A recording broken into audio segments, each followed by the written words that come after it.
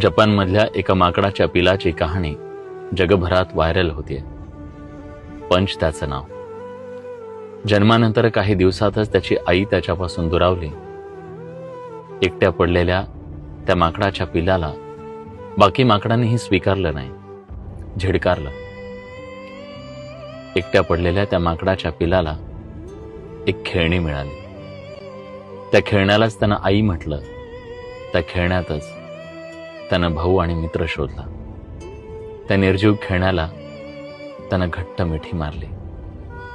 त्याच्या एकटेपणाची ही कहाणी आपल्याला सगळ्यांना एक गोष्ट सांगतेय, ते म्हणजे तुमच्याकडे कितीही पैसा असू द्या, कुठलीही गाडी असू द्या, कितीही फ्लॅट असू द्या, पण जर तुमच्याकडे तुमचा हक्काचा माणूस, त्याचं प्रेम आणि आधार नसेल तर हे सगळं झूट आहे.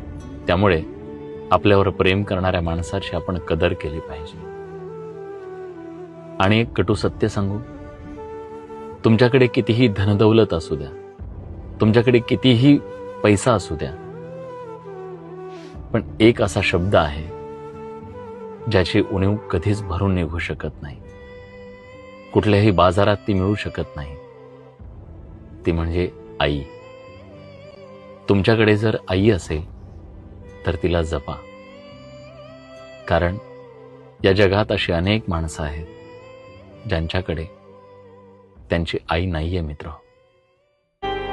एक ऐसी भी वो घड़ी थी, क्या ज़माना था, खूबसूरत जहां से अपना आश